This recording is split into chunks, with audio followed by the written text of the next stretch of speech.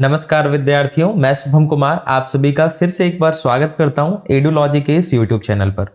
Students, आज से हम लोग शुरू करने जा रहे हैं अपना एक नया पेपर थर्ड सेमेस्टर में, जो कि है डेटा स्ट्रक्चर्स एंड एल्गोरिदम्स। और जैसा कि मैंने आपको सिलेबस डिस्कशन में बताया था कि जो डेटा स्ट्रक्चर एंड एल्गोरिदम है ये स्टूडेंट मोस्ट इंपॉर्टेंट सब्जेक्ट है कंप्यूटर साइंस इंजीनियरिंग के स्टूडेंट्स के लिए according to placement point of view. और यदि स्टूडेंट हम कॉम्पिटिटिव एग्जामिनेशन के पॉइंट ऑफ व्यू से भी देखें तो डेटा स्ट्रक्चर एंड एल्गोरिदम से सबसे ज़्यादा नंबर ऑफ क्वेश्चंस पूछे जाते हैं। तो ये जो सब्जेक्ट है स्टूडेंट, ये आपके कंप्यूटर साइंस का फाउंडेशन खड़ा करता है। स्टूडेंट, कोई भी कंप्यूटर साइंस का बच्चा हो, यदि उसे डीएसए नहीं आता है तो फिर वो किसी भी सब्जेक्ट में अपनी पकड़ नहीं बना सकता है, वो लॉजिक बिल्ड ही नहीं कर सकता है। तो डीएसए आपको सिखाता है लॉजिक को बिल्ड करने के लिए। तो आज के अपने इस क्लास में हम लोग स्टूडेंट, जो हम लोगों को बिहार इंजीनियरिंग यूनिवर्सिटी के द्वारा थर्ड सेमेस्टर में कंप्यूटर साइंस के छात्रों को, साथ ही साथ जितने स्पेशलाइजेशन स्टूडेंट्स हैं, artificial intelligence, machine learning, data science, cyber security, networks, इन सभी को भी डीएसए पढ़ने के लिए दिया गया है। तो कौन कौन से मॉड्यूल्स हमें पढ़ने के लिए दिए गए हैं? ऐसे तो डीएसए का प्रत्येक यूनिवर्सिटी में सेमी मॉड्यूल रहता है। सबसे पहले आपको एरे पढ़ना होता है, then link list, then stack, then queues, then tree and graph, and last में हम हैशिंग वगैरह भी पढ़ते हैं। तो लगभग यही सारे कॉन्सेप्ट स्टूडेंट आपको यहाँ पे भी पढ़ने के लिए दिए गए हैं। तो ऑफिशियली जो सिलेबस है, एक बार हम उसको देख लेते हैं कि यहाँ पे कौन से टॉपिक को किस मॉड्यूल में रखा गया है। जो बच्चे मुझे पहली बार देख रहे हैं, मेरा नाम इंजीनियर शुभम कुमार है। स्टूडेंट, मैं एडुलॉजी एजुकेशन सर्विसेज का फाउंडर एंड डायरेक्टर हूं। पिछले 5 वर्षों से मैं डिप्लोमा सेमेस्टर के स्टूडेंट, साथ ही साथ बीटेक सेमेस्टर के students and computer science foundation batch में पढ़ा रहा हूं। मैंने स्टूडेंट 5000 से भी अधिक विद्यार्थियों को उनके प्लेसमेंट में और साथ ही साथ कॉम्पिटिटिव एग्जामिनेशन में गाइड किया हुआ है, और मेरे द्वारा पढ़ाए गए कई सारे स्टूडेंट्स डीआरडीओ, आईएसआरओ जैसे संस्थानों में कार्यरत भी हैं। तो ये तो हो गया मेरे बारे में शॉर्ट इंट्रो। बात हम लोग करते हैं जो आज का हमारा टॉपिक है, डीएसए का सिलेबस। और सिलेबस तो आप लोगों ने देखा ही होगा, क्योंकि मैंने सिलेबस अपलोड कर दिया है एडुलॉजी एप्लीकेशन पर सिलेबस को समझना आवश्यक है कि भैया हम जो डीएसए पढ़ने जा रहे हैं, आखिर हमें इसमें पढ़ना क्या है, और मोस्ट इंपॉर्टेंट बात कि हमें क्यों पढ़ना है।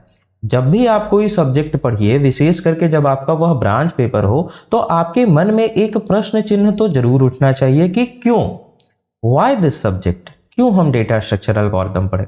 जैसे मैंने आपको UPS के सिलेबस में बताया कि क्यों हमें ये पढ़ने की आवश्यकता पड़ी, क्योंकि आज के डेट में जितने भी मॉडर्न प्रोग्रामिंग लैंग्वेजेज हैं वो ऑब्जेक्ट ओरिएंटेड प्रोग्रामिंग को फॉलो करते हैं। और कल को आप किसी भी इंडस्ट्री में जाइएगा तो आपको ऑब्जेक्ट ओरिएंटेड पैराडिगम को ही फॉलो करना पड़ेगा। तो बात आती है डीएसए क्यों पढ़ें।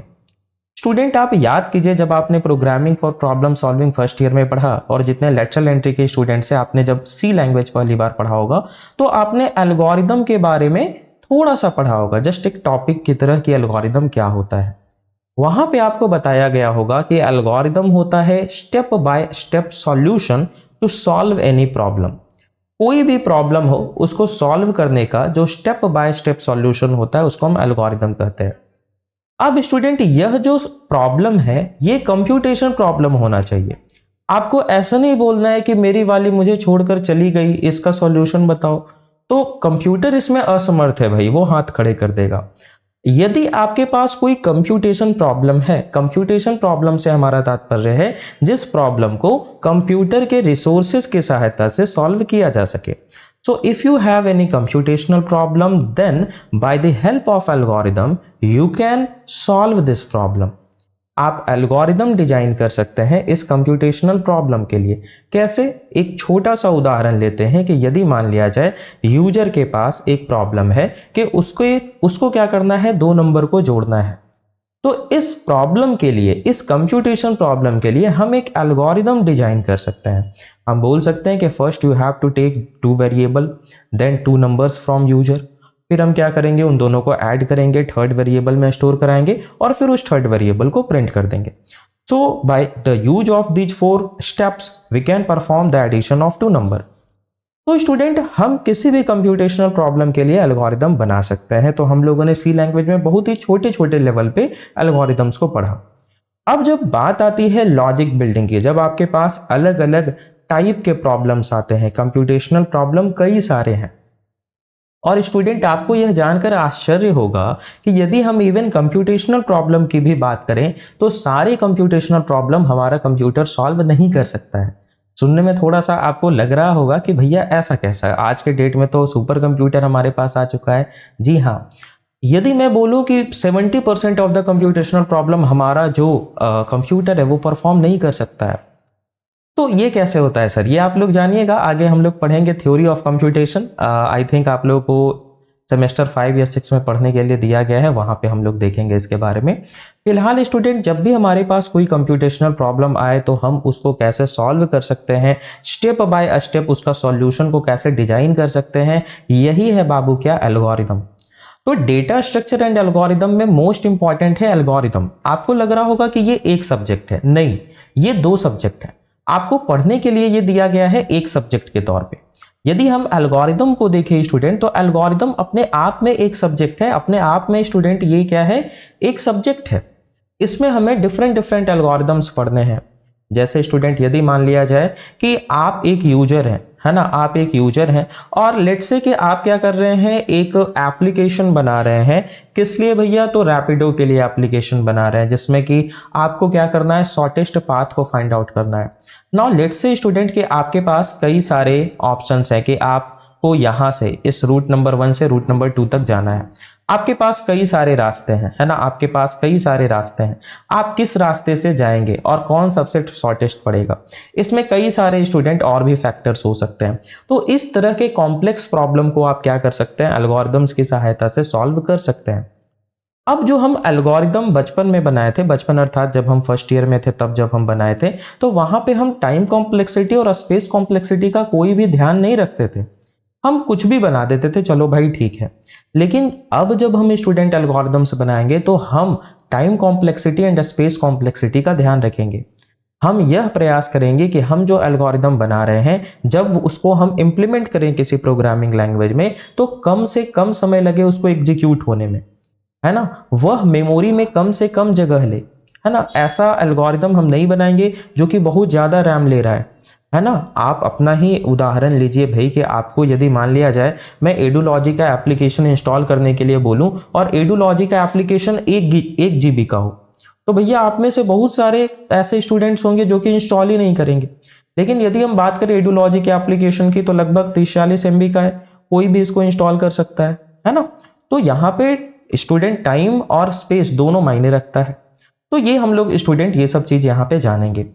बात करते हैं सर कि जो पहला टॉपिक था डेटा स्ट्रक्चर, इसके बारे में तो आपने बताया ही नहीं। तो डेटा स्ट्रक्चर, देखिए नाम में ही काम छुपा होता है, सीधी सी बात है। मेरा नाम शुभम है और नाम का असर हर चीज पे पड़ता है ना। शुभम करोति कल्याणम आरोग्यम धन संपदा सत्तरो बुद्धि विनाशाय दीप ज्योतिर्नमस्तुते।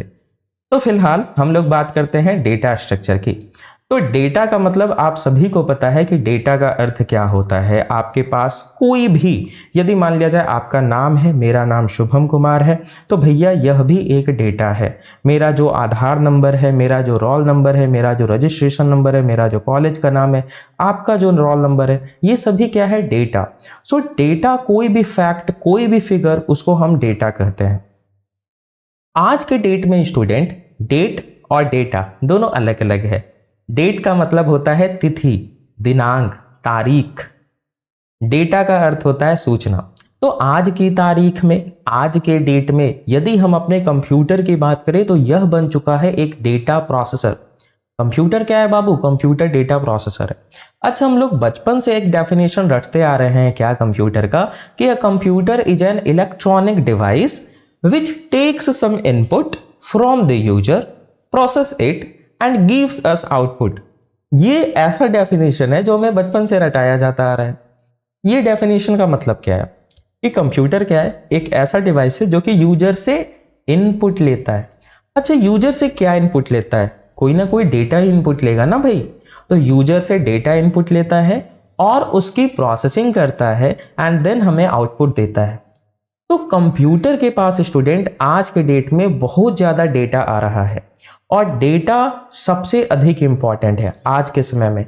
जिस भी कंपनी के पास, जिसके पास भी जितना ज़्यादा डेटा है वो उतना अधिक प्रभावशाली आप कह सकते हैं कंपनी। आप फेसबुक की बात कीजिए, व्हाट्सएप की बात कीजिए, इन सभी के पास क्या है, कुछ नहीं, यूजर का डेटा है। आपका डेटा है। तो डेटा स्टूडेंट बहुत हैवी अमाउंट में आज के डेट में हमारे पास आता है। हम इवन एडुलॉजी एप्लीकेशंस की बात करें तो हमारे पास लगभग 10,000 स्टूडेंट्स का डेटा है। उनका नाम, उनका मोबाइल नंबर, उनका ईमेल नंबर, वो कहाँ रहते हैं, कौन सा कोर्स पढ़ रहे हैं, कौन सा वीडियो देख रहे हैं, कब देख रहे हैं, कब लाइव है, ये सारी चीज़ें हमें दिखती है। तो स्टूडेंट, इतने सारे स्टूडेंट्स का डेटा को एक जगह पे रखना, उसको मैनेज करना, ये बहुत इंपॉर्टेंट है। मैं आपको अपना ही उदाहरण देता हूँ। अभी के समय में मेरे एडुलॉजी एप्लीकेशन पे लगभग टोटल 10,000 इंस्टॉल है, जिसमें से लगभग 3-4 हजार बच्चे ने ऐप इंस्टॉल किया हुआ है, एक्टिव है ये। तो पिछले जो इंस्टॉलर्स थे और साथ ही साथ अभी जिन बच्चों का एक्टिवेट है, एप्लीकेशन एक्टिवेट है, स्टूडेंट, आप में से कई सारे बच्चे मुझे इस कॉन्टेक्ट नंबर पे मैसेज करते हैं कि सर हमारा एप्लीकेशन में लॉगिन नहीं हो रहा है, सर मेरा पासवर्ड रीसेट नहीं हो रहा है। तो मेरे पास तो 5,000 बच्चे हैं, मैं विदिन 1 मिनट, विदिन 5 मिनट आपका ये प्रॉब्लम सॉल्व कर देता हूं। कैसे? मैं कैसे इन 5,000 स्टूडेंट्स में से आपको फाइंड आउट कर लेता हूं? इन 5,000 स्टूडेंट का नेम मेरे पास है, मोबाइल नंबर मेरे पास है, ईमेल आईडी मेरे पास है, ये सभी क्या है? डेटा है। तो मैंने इस डेटा को एक ऑर्गेनाइज्ड वे में इस प्रकार से स्टोर करा हुआ है कि मुझे यदि आपका डेटा चाहिए होगा तो मैं इजीली उसको रिट्रीव कर सकता हूं, रिट्रीव अर्थात एक्सेस कर सकता हूं। ठीक है? तो डेटा जब हमारे पास बहुत हैवी अमाउंट में होता है, जैसे स्टूडेंट आप अपने कॉलेज के लाइब्रेरी की बात कीजिए, आपके घर में आपके पास 5 किताब, 6 किताब, 10 किताब, 20 किताब हो सकता है। आप उसको जैसे भी रखिएगा तो आप उसको आराम से ढूंढ सकते हैं, लेकिन लाइब्रेरी में हजारों किताबें होती हैं। यदि आपको डेटा स्ट्रक्चर की बुक चाहिए और आपको बोल दिया जाए जाओ लाइब्रेरी से ले लो, आपको कोई गाइड ना करे, तो आप लाइब्रेरी के पहले छोर से शुरू करेंगे और लाइब्रेरी के अंतिम छोर तक जाएंगे और डेटा स्ट्रक्चर की बुक फाइंड आउट करेंगे। So this is not a feasible way to find any data. हमें स्टूडेंट एक ऐसा तरीका चाहिए जिससे कि हम डेटा में से, डेटा के कलेक्शन में से अपने यूजफुल इंफॉर्मेशन को फाइंड कर सके। तो लाइब्रेरी में स्टूडेंट क्या किया जाता है कि जब आप जाते हैं तो जो लाइब्रेरियन होते हैं वो आपको बताते हैं कि बाबू इस सेक्शन में डेटा स्ट्रक्चर की बुक है, आप उस सेक्शन के उस बेसिकली स्लॉट में जाकर के डेटा स्ट्रक्चर की बुक ले लेते हैं। ऐसा करते हैं ना? तो ठीक इसी प्रकार से स्टूडेंट वहां पे क्या किया गया है लाइब्रेरी में कि बुक्स को ऑर्गेनाइज्ड किया गया है, एक प्रॉपर स्ट्रक्चर में ऑर्गेनाइज्ड किया गया है कि हाँ भैया इस सेक्शन में कंप्यूटर साइंस की बुक है, ऊपर डेटा स्ट्रक्चर की है, नीचे डेटाबेस की है, उसके नीचे टीओसी की है, इसके नीचे में मैथ्स की है, एकदम ऑर्गेनाइज्ड वे में है। सिमिलर वे में हमारे पास जब मेरे यूजर का डेटा आता है, जब बहुत सारे डेटा हमारे पास आते हैं, तो हमें उसे ऑर्गेनाइज्ड करना पड़ता है in a way that we can retrieve the data according to our requirement. जब भी आवश्यकता पड़े, जब भी रिक्वायरमेंट पड़े, तो हम उस डेटा को रिट्रीव कर सके, हम उस डेटा को एक्सेस कर सके। Even we can modify our data. जब आवश्यकता पड़े तो हम डेटा को मॉडिफाई भी कर सके। कल को आवश्यकता पड़ी कि नहीं डेटा स्ट्रक्चर की बुक अब कम है तो इसको नीचे करना है और C++ की बुक ज्यादा है, ये इसको ऊपर करना है, तो वो लाइब्रेरियन कर सकते हैं। सिमिलर वे में यदि मेरे पास कोई रिक्वायरमेंट आती है कि हमें डेटा में चेंज करना है, कल को मान लिया जाए आप इस कॉन्टेक्ट नंबर पे मैसेज कीजिएगा कि सर मेरा मोबाइल नंबर चेंज हो गया है, मेरा मोबाइल नंबर चेंज कर दीजिए एडुलॉजी ऐप में, तो विद इन 5 मिनट में आपको चेंज करके दे दूंगा। तो ये मैं कैसे कर पाऊंगा? मेरे पास तो 5,000 स्टूडेंट का डेटा है, क्योंकि वो सारे डेटा स्टूडेंट ऑर्गेनाइज्ड वे में स्टोर है और मैं उनको एक्सेस कर सकता हूं। तो बाबू डेटा स्ट्रक्चर क्या होता है? डेटा स्ट्रक्चर एक तरीका होता है, एक मैकेनिज्म होता है जिसकी सहायता से हम बहुत सारे डेटा को एक ऑर्गेनाइज्ड वे में स्टोर करते हैं ताकि समय पड़ने पर हम उसको आसानी से एक्सेस कर सके, आवश्यकता पड़ने पे उसमें मॉडिफिकेशन भी परफॉर्म कर सके। इसी मैकेनिज्म को डेटा स्ट्रक्चर कहते हैं।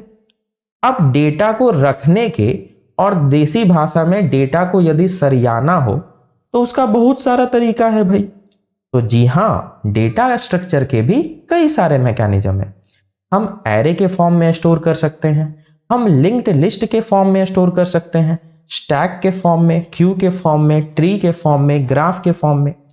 सबके अपने अपने एडवांटेज हैं और अपने अपने कुछ डिसएडवांटेज है।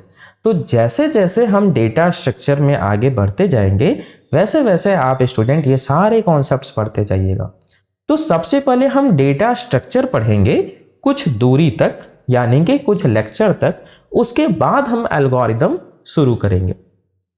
दूसरी बात, जो आपको बिहार इंजीनियरिंग यूनिवर्सिटी में डेटा स्ट्रक्चर एंड एल्गोरिदम पढ़ने के लिए दिया गया है, यहां पे किसी प्रोग्रामिंग लैंग्वेज का नाम स्पेसिफिकली मेंशन नहीं किया गया है, परंतु यदि आप प्रीवियस ईयर क्वेश्चन को देखिएगा, third semester computer science and engineering का प्रत्येक सब्जेक्ट का 5 साल और किसी किसी सब्जेक्ट का 5 साल से अधिक का भी प्रीवियस ईयर क्वेश्चन एडुलॉजी एप्लीकेशन पे बिल्कुल फ्री ऑफ कॉस्ट अवेलेबल है। तो आप एडुलॉजी एप्लीकेशन को इंस्टॉल कीजिए, फर्स्ट टाइम रजिस्टर कीजिए या लॉगिन कीजिए, यदि ऑलरेडी रजिस्टर है तो बिहार इंजीनियरिंग यूनिवर्सिटी के सेक्शन पे जाइए, पेड कोर्सेज में जाके थर्ड सेमेस्टर पे जाना है। वहां पे कंटेंट में जब आप जाइएगा तो आपको प्रीवियस ईयर क्वेश्चन सारे देखने को मिल जाएंगे, डाउनलोड भी कर सकते हैं, प्रिंट आउट भी निकलवा सकते हैं। तो आपके पास एटलीस्ट प्रीवियस ईयर क्वेश्चन रहना चाहिए। यहीं पे आपको शॉर्ट नोट्स भी प्रोवाइड किए जाएंगे, आपको क्रैश कोर्स भी प्रोवाइड किया जाएगा। ठीक है, फिलहाल तो अभी आपके पास इतना समय है कि आप बहुत अच्छे से प्रिपरेशन कर सकते हैं। तो बिना समय को व्यतीत किए हुए स्टूडेंट आप थर्ड सेमेस्टर के कोर्स में इनरोल हो जाइए, क्योंकि थर्ड सेमेस्टर ही वह ब्रांच होता है, थर्ड सेमेस्टर ही वह सेमेस्टर होता है जब आपका फाउंडेशन बनता है।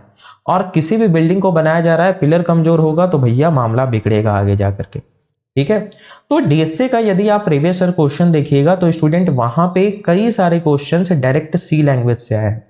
मतलब आपको बोला गया है कि लीनियर सर्च का एल्गोरिदम इंप्लीमेंट कीजिए सी लैंग्वेज में, एक फंक्शन बनाइए बबल सॉर्ट के लिए सी लैंग्वेज में। तो यहाँ पे सी लैंग्वेज को फॉलो किया जा रहा है। तो हम जो डेटा स्ट्रक्चर एंड एल्गोरिदम्स पढ़ेंगे, जो भी डेटा स्ट्रक्चर हम इंप्लीमेंट करेंगे, जो भी एल्गोरिदम्स हम बनाएंगे, वो सभी हम सी लैंग्वेज की हेल्प से बनाएंगे। तो जिन भी बच्चों को स्टूडेंट सी लैंग्वेज में परेशानी है, एकदम ध्यान से समझना है। और सी लैंग्वेज यूज करने का दूसरा कारण ये भी है, एक तो कि प्रीवियस ईयर क्वेश्चन में पूछा जा रहा है, दूसरा कारण यह भी है कि C++ अभी आप पूरा नहीं पढ़े हैं और C++ पढ़ने में ही आपको 1 से 2 महीने का समय लग जाएगा, तो फिर आप C++ का यूज डीएसए में कीजिएगा कैसे? तो सी लैंग्वेज से आप ऑलरेडी फैमिलियर हैं। फिर भी कई सारे ऐसे स्टूडेंट्स भी होंगे जो लेक्चरल एंट्री से आए होंगे, जिनका ब्रांच अलग होगा, और कई सारे ऐसे स्टूडेंट्स भी होंगे जो किसी भी प्रकार फर्स्ट ईयर में programming for problem solving PPS के एग्जाम को पास कर गए। उन सभी के लिए घबराने की कोई बात नहीं है। हमारा जो थर्ड सेमेस्टर का कोर्स है उसमें आपको प्रोग्रामिंग फॉर प्रॉब्लम सॉल्विंग का कोर्स बिल्कुल फ्री ऑफ कॉस्ट दिया गया है, बिल्कुल।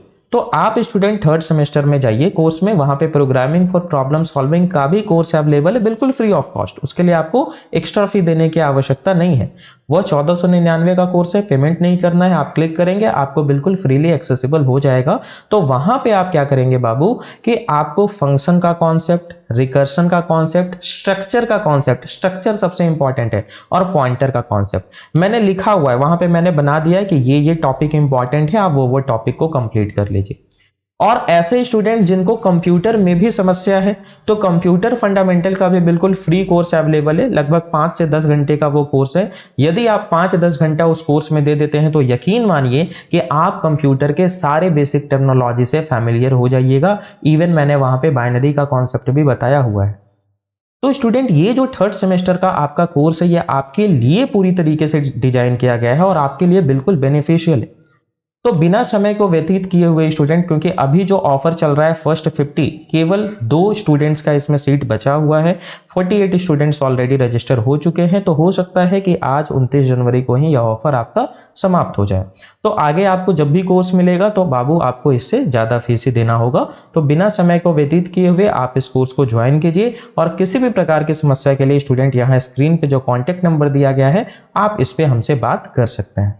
ठीक है, व्हाट्सएप भी कर सकते हैं, कोई समस्या नहीं है। तो भैया सर आपने तो बता दिया अपने बारे में, अपने हिसाब से बताया, हमें क्या दिया गया है सिलेबस में? तो बाबू जो मैंने बताया वही आपको सिलेबस में पढ़ना है।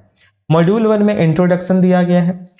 किसी भी सब्जेक्ट को स्टार्ट करते हैं, जो नया सब्जेक्ट होता है, जब हम लोग भौतिकी पढ़ना शुरू किए थे फिजिक्स, तो सबसे पहला टॉपिक पढ़े थे व्हाट इज फिजिक्स, है ना, फिजिक्स क्या है। तो जब हम डीएसए पढ़ रहे हैं तो सबसे पहले हम जानेंगे बाबू डेटा स्ट्रक्चर क्या है और एल्गोरिदम क्या है। दीज बोथ आर डिफरेंट, इनको एक में नहीं मिलाना है, ये दोनों अलग अलग हैं। ठीक है, डेटा स्ट्रक्चर अलग है, एल्गोरिदम अलग है। तो हम इसके बारे में जानेंगे और जानेंगे कि डेटा स्ट्रक्चर में क्या होता है। जैसा शुभम सर ने बताया कि ये एक तरीका है डेटा को अलग अलग तरीके से स्टोर करके रखने का, सरिया के रखने का, कि जब खोजे तब मिल जाए। घर में देखते हैं मम्मी लोग मारती है, क्या है, कपड़ा लोग सरिया के नहीं रखते हैं। अब काम पे मिल भी नहीं करता है, जब काम पड़ता है कहीं बाहर जाना है, ब्याह में जाना है, तब मिल ही नहीं रहा है, ले पूछते रहो उसको। यही अगर आप एक अच्छे तरीके से सरिया के रखते तो आपको कपड़ा मिल जाता। तो वही बात डेटा में, यदि आपके डेटा को हम सरिया के नहीं रखेंगे, ऑर्गेनाइज्ड वे में नहीं रखेंगे, आप मैसेज कीजिएगा कि सर जो है ये समस्या हो गया, तो हमको तो 10 घंटा खोजने में ही लग जाएगा भाई, कि आप कौन सा, आपका नाम है क्या, आपका मोबाइल नंबर है ना। तो ये होता है। तो हम देखेंगे कि कौन कौन से एलिमेंट्री डेटा ऑर्गेनाइजेशन है, लाइक एरे क्या है, लिंक लिस्ट क्या है, स्टैक क्या है, क्यू क्या है, इनके बारे में बेसिक इंट्रोडक्शन। लीनियर भी होता है, नॉन लीनियर भी होता है, हम आगे स्टूडेंट बात करेंगे। मैं बहुत ज़्यादा आपको यहाँ पे बता दूंगा तो आपको लगेगा कि सर को तो आता है, तो सर ने सब बता दिया और हमें तो कुछ नहीं आता है, ऊपर ऊपर निकल गया। तो मैं बहुत ज़्यादा प्रेशर आप पे नहीं डालना चाहता हूँ, लेकिन हाँ, मैं ये चेतावनी आपको जरूर देना चाहूंगा। इसको थ्रेट की तरह नहीं लेना है, ये मैं आपको चेतावनी दे रहा हूँ, वार्निंग दे रहा हूँ।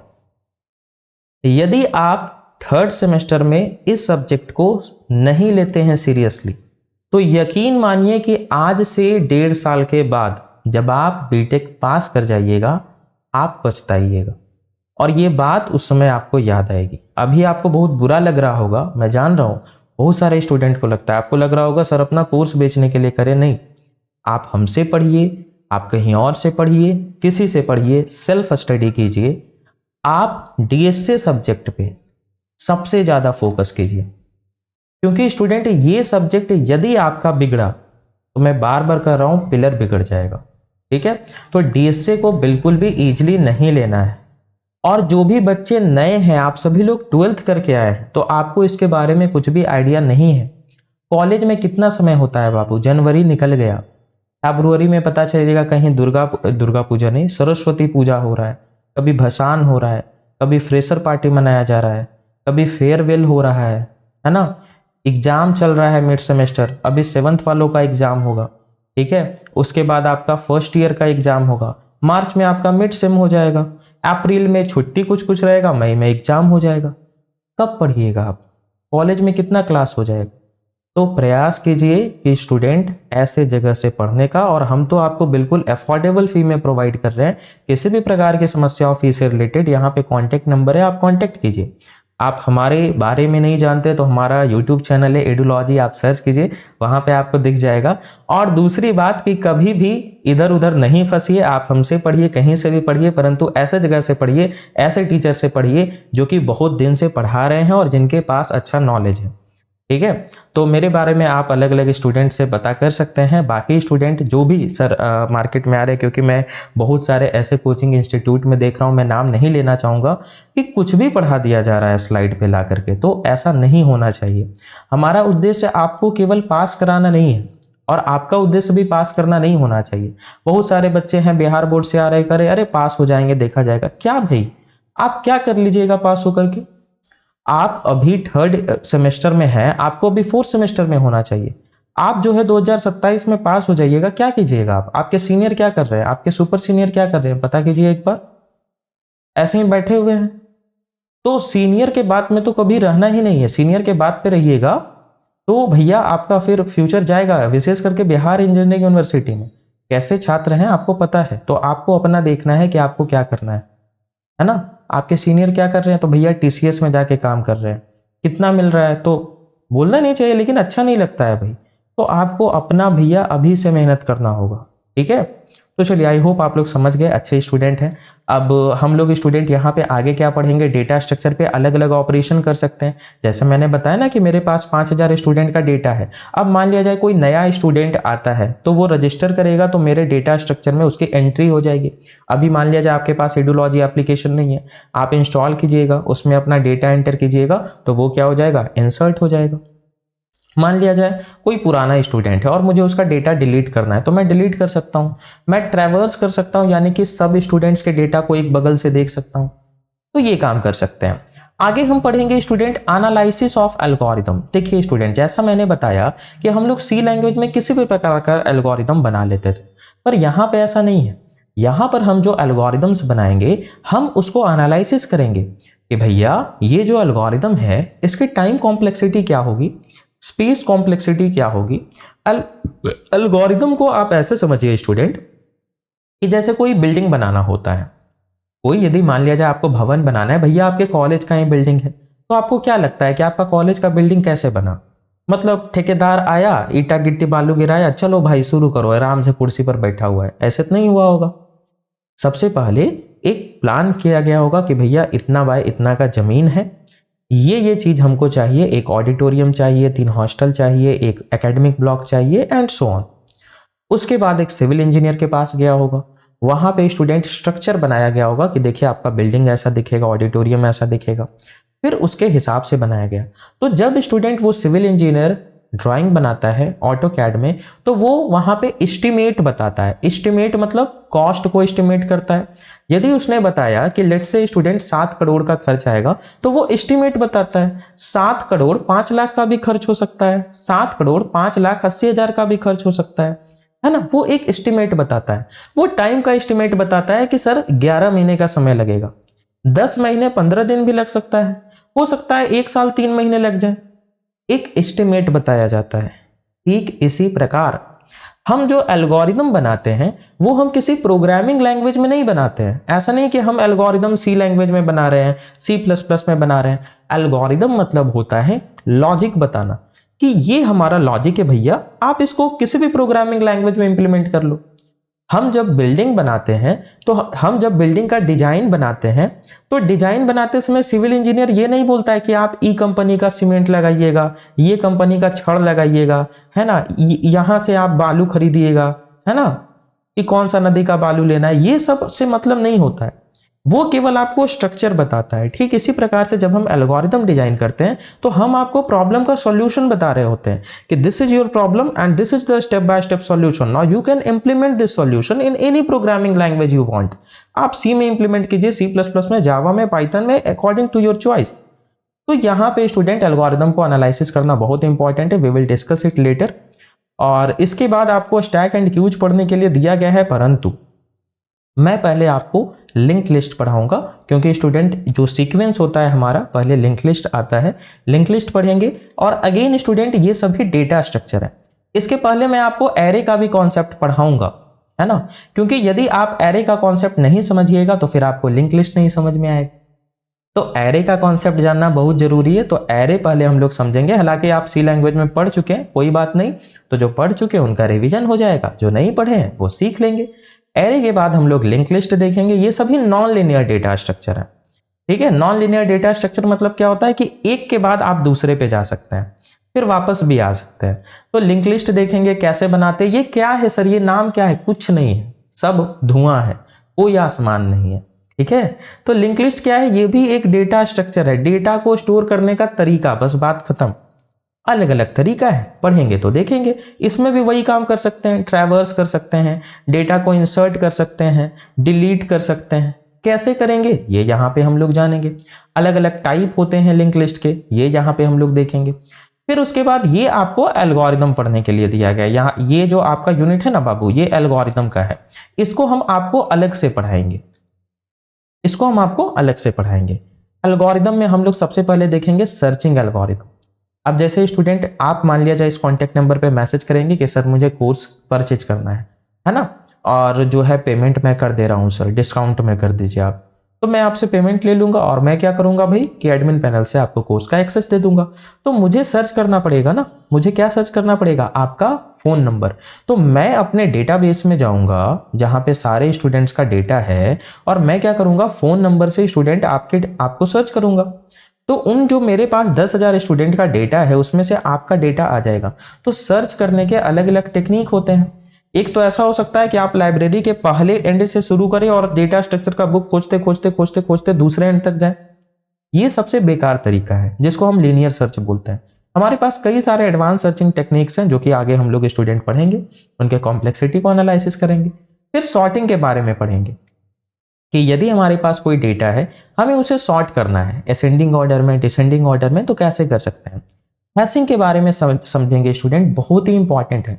और आज के डेट में स्टूडेंट जो भी डेटा हमारा स्टोर है वो हैशिंग टेक्नोलॉजी का यूज करके स्टोर होता है। चाहे आप किसी भी एडवांस्ड आप टेक्नोलॉजी की बात कर लीजिए, आप इवन फेसबुक के सर्वर, व्हाट्सएप के सर्वर की बात करें, वहाँ पे भी हैशिंग टेक्निक का यूज होता है।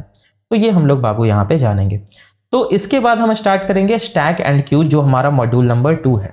तो स्टैक क्या होता है? ये भी सर एक डेटा स्ट्रक्चर है। स्टैक में क्या होता है ना कि हम एक तरफ से डेटा को इंसर्ट करते हैं जिसको हम पुश बोलते हैं, और उसी तरफ से डेटा को आउट भी करते हैं जिसको हम पॉप बोलते हैं। तो मान लिया जाए हमने डेटा 1 को इंसर्ट किया, आप इसको एक कैसेट की तरह समझ लीजिए कि पहले क्या होता था ना, पुराने जमाने में ऐसे एक लोहा का रॉड होता था और हम इसमें ना कैसेट रखते थे। तो लेट्स से हमने सबसे पहले सबसे नीचे में कैसेट रखा जंजीर फिल्म का, उसके ऊपर में कैसेट रखा दीवार फिल्म का, उसके ऊपर में कैसेट रखा मर्द फिल्म का।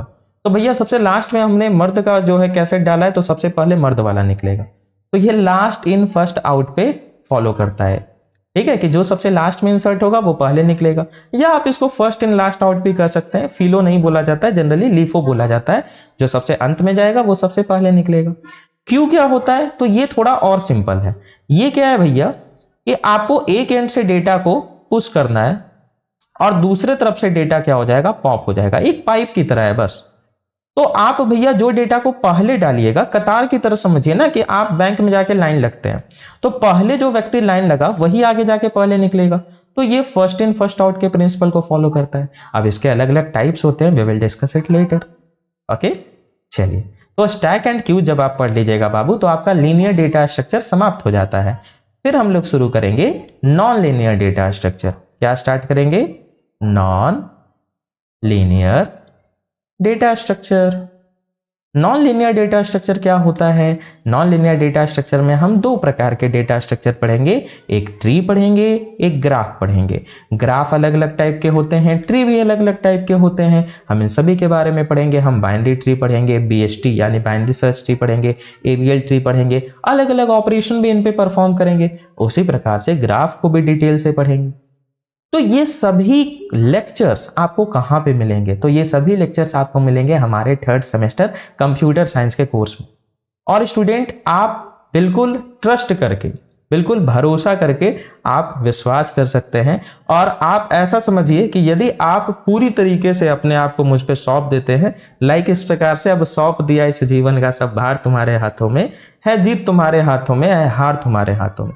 तो आप बोलिए कि सर अब सौंप दिया इस सब्जेक्ट का, डेटा स्ट्रक्चर का सब भार तुम्हारे हाथों में है, पास तुम्हारे हाथों में है, फेल तुम्हारे हाथों में।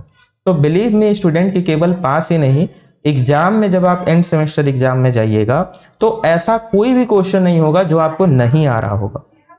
ये मैं आपको गारंटी दे सकता हूं। जो भी क्वेश्चन प्रश्न पत्र पे आएगा, क्वेश्चन पेपर पे आएगा, वो सारे क्वेश्चंस आपको यहाँ पे पढ़ाए गए होंगे और वो सारे क्वेश्चंस आपको आ रहा होगा एग्जाम में। ठीक है, तो चलिए आज के क्लास को यहीं पे समाप्त करते हैं। और स्टूडेंट आप सभी को पता है कि कभी भी एक नया शुरुआत करने के लिए देर नहीं हुआ होता। It's never too late for a new beginning in your life. तो स्टूडेंट बिना संकोच के आप इस कोर्स को ज्वाइन करें। किसी भी प्रकार की समस्या के लिए हमें व्हाट्सएप करें स्क्रीन पे दिए गए कॉन्टैक्ट नंबर पे। धन्यवाद।